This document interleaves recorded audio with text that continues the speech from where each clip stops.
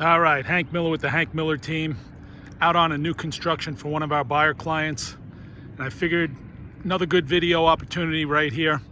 This is the site that will hold a nice ranch on a very nice basement.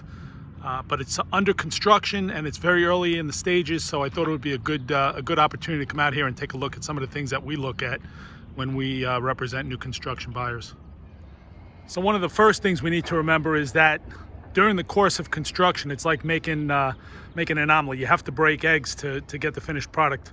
You can see my shadow on the foundation. This is the foundation right here. And if you look just from perspective, you can see how high we are off the street. The final elevation and the final yard here won't be anywhere near like this. This is just how it is while they're pushing dirt, digging, the basement for the hole for the basement. You can see all the spoils right here, and that'll all be backfilled.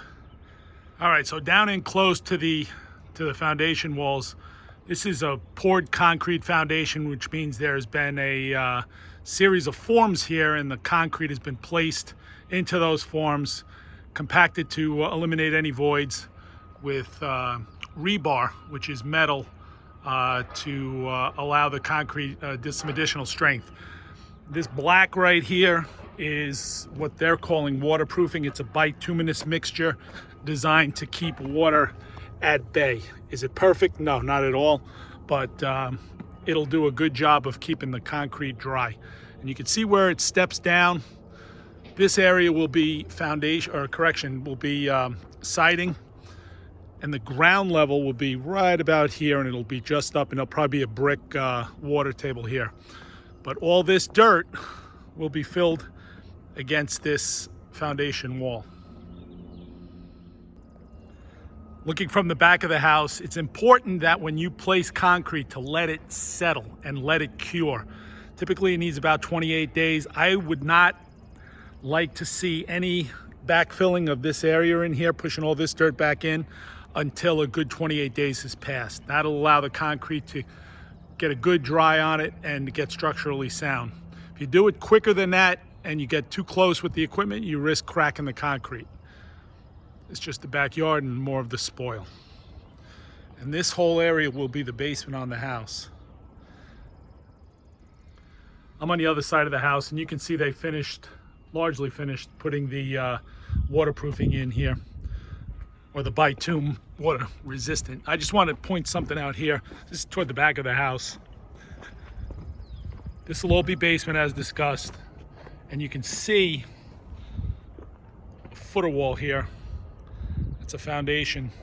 What that's going to be is they'll build up the basement from here, and that'll be all basement. This is a wing wall right here. Let me step back a little bit. And what that's going to do is hold the dirt back from this area when it's backfilled, and it'll grade the yard out, but that'll act as a retaining wall for the dirt behind it. This side is generally level, so it'll slope down and back to the woods. But the point of all this is, when you come out here and look at it, it looks very little like what it'll look like once it's completed. Up on one of the mounds in the back, you can see the neighbors. Those homes will all be on slab foundations. You can see a couple of them in the distance. This lot is all wooded to the back, which is really nice. And you can see there'll be a drainage system that runs in here and runs out into the woods to move all the water away. But this is going to be a very nice position within the community, up on a hill. It's going to turn out pretty damn nice. All right, we'll wrap this up. This is the garage real quick, and that'll be a solid slab by the time it's filled in. You can see the rebar that's been put into the concrete slab. And one thing of interest of these ties, these are called hurricane straps. That rebar will be cut flush, but those metal brackets are designed to hold the sill plate in, and they could be bolted. There could be bolts ram-setted into the concrete after the framers start. But this is just the preliminary start of this operation.